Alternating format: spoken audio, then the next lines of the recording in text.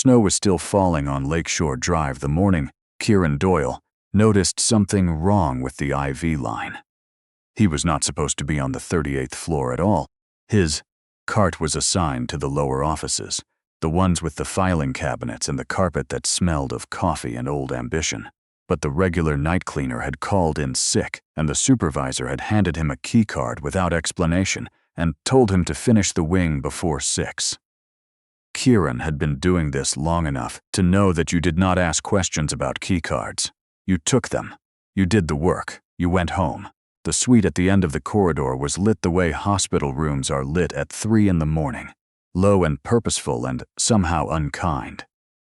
Through the half-open door he could see the edge of a bed, the aluminum stand of an IV pole, and a man sitting in a chair beside it who did not look like a visitor. He looked like a fixture, like something that had been placed there a long time ago and never moved. Kieran knocked. The man in the chair looked up. He was in his 50s, silver at the temples, dressed in the particular way that money dresses when it is trying not to look like money. A dark sweater, good wool, a watch that caught the light once and then was still. "Housekeeping," Kieran said. "I can come back." No, the man. He would learn later his name was Harlan Voss, Chief Medical Officer of Clearwater Health Partners, gestured at the bin beside the door. "Go ahead." Kieran went ahead. He moved quietly the way a man learns to move when he has spent 4 years cleaning rooms, where people are sleeping or grieving or trying not to do either. He emptied the bin. He replaced the liner. He was reaching for the cloth to wipe the window ledge when his eyes moved to the IV stand and stayed there. He had spent 7 years before this working as a paramedic out of Thunder Bay. 7 years of 12-hour shifts and highway accidents, and a kind of chronic exhaustion that settles into the bones and never entirely leaves. A man who has spent 7 years threading IV lines into moving arms in the backs of ambulances cannot look at an IV stand and not see exactly what is on it. The bag was labeled. He could read the label from where he stood. The saline solution was standard. The secondary line running into it was not. He did not say anything. He finished the window ledge. He wiped down the bathroom fixtures and replaced the soap and tied off the liner and put it in his cart. And then, because he was a man who had learned when to press and when to wait, he left.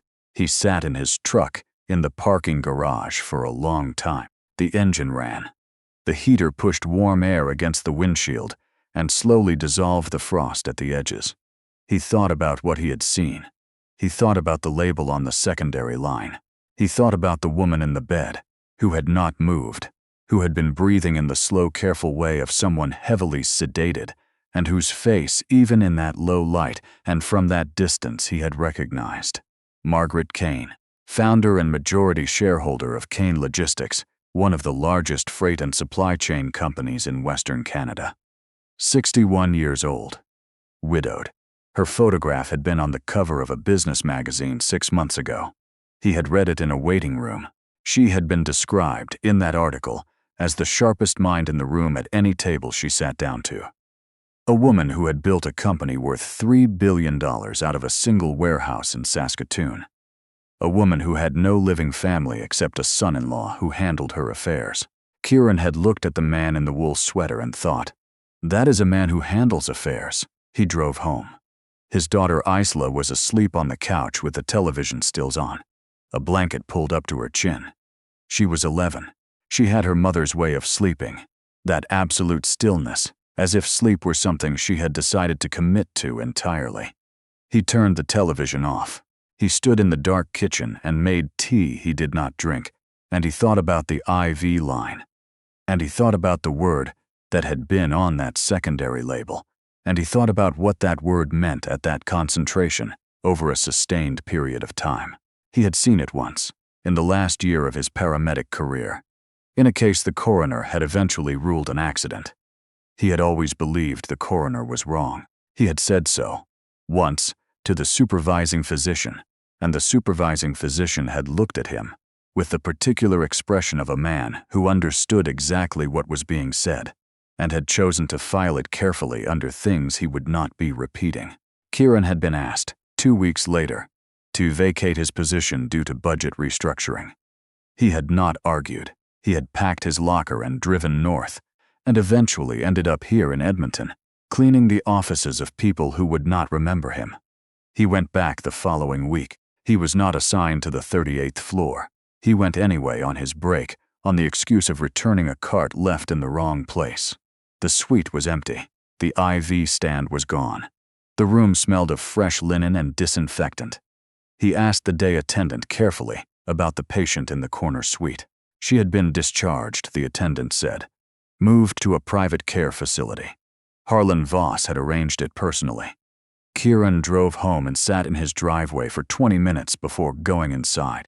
The next 3 weeks he spent the way a man spends time when he is trying to talk himself out of something he already knows he is not going to talk himself out of. He went to work. He made dinner for Isla. He helped her with the science project that involved building a model of the water cycle out of materials that kept collapsing. He replaced the seal on the bathroom faucet that had been dripping since October. He slept poorly and woke early, and drank his coffee standing at the kitchen window, watching the light come up over the rooftops. And every morning, before Isla woke, he opened his laptop and looked at what he could find about Harlan Voss. What he found was orderly and clean the way things are when they have been made to look orderly and clean. Voss had been appointed CMO of Clearwater Health Partners 11 years ago, shortly after the death of Margaret Kane's husband, Douglas Kane, who had founded the company's in-house medical division. Before that, Voss had been Douglas Kane's resident at St. Michael's in Toronto, a relationship that had lasted a decade and produced what the company newsletter called a lasting legacy of mentorship and trust. Kieran read that phrase 3 times. He found, on the 5th page of search results, a reference to a neurologist named Audra Pelletier, formerly of the University of Alberta Hospital, who had submitted a formal clinical review of Margaret Kane's care in 2019 and had subsequently had her hospital privileges suspended for what the review board described as procedural irregularities. The suspension had been upheld. Pelletier had not practiced in a hospital since. He found her on the website of a small community health clinic in Beaumont, 20 minutes south of the city. She had a photo. She looked tired in the particular way that people look tired when they have been tired for a long time and have made peace with it. He drove to Beaumont on a Tuesday afternoon. He sat in the waiting room for an hour and a half. When she came out to meet him, he told her he was not a patient.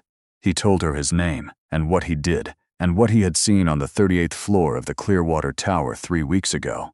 He told her about Thunder Bay. He told her about the coroner's ruling he had never believed. She was quiet for a long moment. Then she said, "Come in and close the door." What Audra Pelletier told him took 40 minutes. She told it without notes, which meant she had been holding it in her head for 6 years, turning it over, and had not yet found a place to set it down. In 2019, Margaret Kane had been referred to her clinic for evaluation of a progressive cognitive decline that had been documented by Harlan Voss and 2 other physicians over the preceding 18 months. The symptoms, as described in Voss's records, were consistent with early-stage dementia. The prognosis, as documented, was poor. Pelletier had evaluated Margaret Kane over 4 sessions. What she had found was not dementia. Margaret Kane's cognition was intact. Her memory was sharp. Her reasoning was precise and her affect was appropriate and her language was clear. What she exhibited were the specific and identifiable neurological markers of long-term pharmacological suppression, not dementia.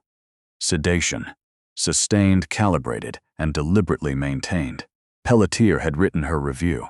She had submitted it to the hospital. She had been suspended within the month. She knew, Pelletier said, when I told her, during our 2nd session, that I didn't believe the diagnosis. She already knew. She had been trying to reach her solicitor for 3 months. The calls kept being intercepted. She didn't know how. She told me she had a document, something her husband had left, that she needed to get to someone she trusted. She said Voss found the first copy. She said there was a second. Where? Kieran asked. Pelletier looked at him steadily. She said it was in her husband's old office at the Kane building on Jasper Avenue, in the filing cabinet under the window. 3rd drawer, under the architectural drawings for the Saskatoon warehouse. Kieran drove back to Edmonton in the dark with the heater running and his hands tight on the wheel. He called in sick the next morning. He drove to Jasper Avenue and parked. The Kane building was 8 stories of glass and limestone, the name in brushed steel letters above the entrance. He walked in. He told the receptionist he was there to do a maintenance check on the HVAC vents on the executive floor, a call that had come in the evening before. He showed her the work order he had printed at home that morning, on a form he had found on the company's public website and filled in himself. It was not a sophisticated forgery. It was a bet on the probability that no one at a front desk at 9 on a Wednesday checks work orders against a system. She waved him through. The old office was unlocked. It smelled of must and old paper, and the particular stillness of a room that has not been used in years but has not been cleared out either. The filing cabinet was under the window, 3rd drawer. Under a roll of architectural drawings, the paper gone yellow at the edges. The document was a letter, handwritten, Douglas Kane's handwriting, close and deliberate, dated 8 months before his death. It was addressed to Margaret. Kieran read it standing in the cold of the unused office with the sound of traffic 9 floors below and his hands not entirely steady. Douglas Kane had written it because he believed he was dying, not from the illness the doctors had named, but from something he could not prove and had not been able to prove and had run out of time to prove. He had written that he had begun to suspect Harlan Voss 3 years before his death. When he had found a billing discrepancy in the medical division that led him to a pharmaceutical company registered in Delaware, a shell with no public directors, whose primary patent was a proprietary compound that Voss had co-developed during his residency. The compound had no commercial applications that Douglas could identify, but it had a mechanism of action that Douglas, who was not a physician, but had built a medical division and understood pharmacology the way a man understands the tools of his own trade, recognized immediately. He had written, "Harlan has always needed to be the most important person in any room. I made him important. I gave him everything. I think when I started to get sick, he decided he preferred me this way." He had written, "If you are reading this, it means I didn't make it in time to tell you myself. And it probably means he's started on you too." He had written, "There is a second copy of the company's Articles of Amendment in the blue binder in the safe at the cottage on Pigeon Lake. The access code is the date we met. Use it before you use anything else. Don't let him get near a boardroom with our name on the door until you have that binder in your hands." Kieran folded the letter. He placed it inside his jacket against his ribs, in the place where a man carries the things he cannot afford to lose.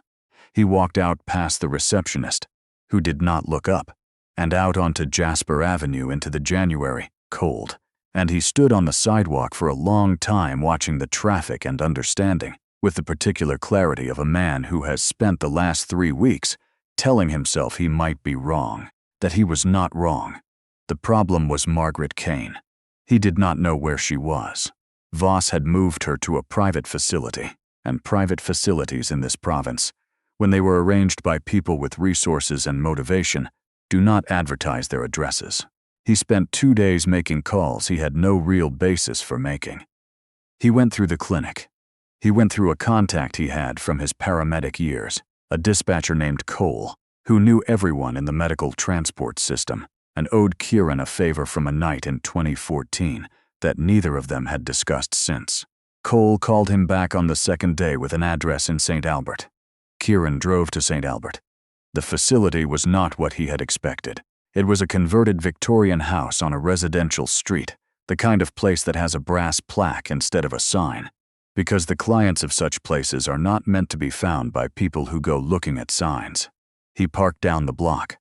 He sat. He had no plan. He was a man in his late 30s with a daughter at home and a paramedic certification that had not been used in 4 years, sitting in a truck on a residential street in a city that was not his city, holding a handwritten letter and an address from a medical transporter who had asked him please not to call again.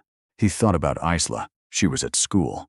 She was probably in science, the class she liked, because the teacher told stories about things like why octopuses are smarter than most people expect, and Isla had come home 3 weeks ago and announced that she had decided to be a marine biologist, which was a change from veterinarian, but not, Kieran thought, an unreasonable one for a girl who had her mother's mind. He thought about her mother. Claire had been sick for the last year of her life and had handled it the way she handled everything, with a kind of organized ferocity that still sometimes woke him at 2 in the morning, with the feeling of something pressing on his chest. The palliative nurse who had come in the last 2 months had been a quiet man named Walsh, who had driven 40 minutes each way, twice a week, without billing the extra mileage. Kieran had tried to pay him. Walsh had refused. He had said simply that some things you do because they need doing. Kieran got out of the truck. He walked to the facility and rang the bell and told the woman who answered that he was there to see his aunt, Margaret Kane, that he had driven from Calgary that morning, that he understood it was not a visiting day, but that there had been a family matter. He said it steadily and without hesitation, and she let him in. Margaret Kane was in a room at the back of the house, in a chair by a window that looked out on a garden that was brown and frozen in January. She was dressed. Her hair was done. She looked at first glance like a woman resting. At second glance, she looked like a woman who had been resting against her will for a long time and had not forgotten the difference. He sat down across from her. He said his name. He said he worked nights at the Clearwater building. He said he had met Audra Pelletier. She looked at him for a long time. Her eyes were clear. They were the eyes of someone who had been waiting. He took the letter from his jacket and laid it on the table between them. She looked at it. She did not touch it immediately. Her hand came forward slowly and lay flat on the paper, the way a person touches something they have been told they would never see again. He found the first one, she said. I hid it in the lining of my travel bag. He found it anyway. There's a second copy, Kieran said. The binder at the cottage. She closed her eyes. When she opened them, there was something different in them. Not relief. Something older than relief, recognition. He controls my accounts, she said. He controls my phone. I know. He has a medical certification of incapacity ready to file. The moment I try to do anything, he files it. I become a woman with documented dementia, challenging her own medical record. No one believes me. He needs the board, Kieran said. He can't take the company without the board. And he can't get the board without your signature or the incompetency filing, and the filing takes time. How much time does he have? She was quiet for a moment. The acquisition closes in 6 weeks. Kieran thought about that. 6 weeks. He thought about Cole, and about Audra Pelletier, and about a letter that had been waiting in a drawer under a roll of yellow drawings for 8 years. I'm going to need some help, he said. So am I, she said. What followed was not a rescue in the way that word is usually used. There was no dark night, no locked door, no running. What there was a woman who had been made to seem confused for so long that she had half begun to believe it, sitting in a chair by a frozen garden and remembering one decision at a time that she was not. She signed nothing that day. She took nothing. She asked Kieran to come back on Thursday, and on Thursday she was dressed differently. In the clothes she had asked a nurse to bring from her wardrobe, and she had a list in her handwriting on a piece of paper she passed to him folded. On that list were 6 names. 3 of them were board members she trusted. One was a solicitor in Calgary she had worked with since the company's founding. One was a forensic accountant she had used once, 20 years ago, in a dispute that had never gone to court. The last name was Audra Pelletier's. He spent the next 4 weeks making calls he was not qualified to make, on behalf of a woman who was not supposed to be making them herself. He drove to Calgary twice. He sat in the waiting rooms of people who had every reason not to take his calls.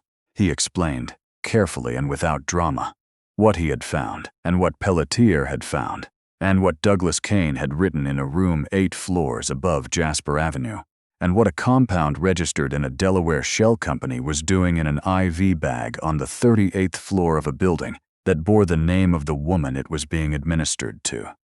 He came home each night after Isla was asleep. He sat at the kitchen table and drank the tea he made, and mostly did not drink. and he thought about the things he was doing and whether he was right to do them. He thought about the coroner's ruling in Thunder Bay. He thought about what it costs to not say the thing you know needs saying. He had paid that cost once. He was not going to pay it again. The morning of the board meeting, he drove Isla to school. She had a project due on ocean current systems, and she talked about it the whole way with the focused enthusiasm of a child who has found something she is genuinely interested in and cannot stop thinking about. He listened. He asked questions. He dropped her at the curb and watched her go in with her backpack bouncing, and then he sat in the school parking lot for a few minutes before he drove downtown. The board convened at 9 in the morning in a room on the 14th floor of a building on 100th Street. Harlan Voss arrived first, as he always did, because a man who has spent 11 years managing someone else's company develops the habits of ownership before he has the fact of it. He sat at one end of the long table with a leather portfolio in front of him and the quiet confidence of a man who believes the day has already been decided. The door at the far end of the room opened at 9:07. Margaret Kane walked in on a cane. She walked slowly, because she had been sedated for the better part of a decade, and her legs were relearning the weight of her. But she walked, and she walked to the chair at the head of the table that had her father's company's name on the wall behind it. And she sat down. Voss's face did not move.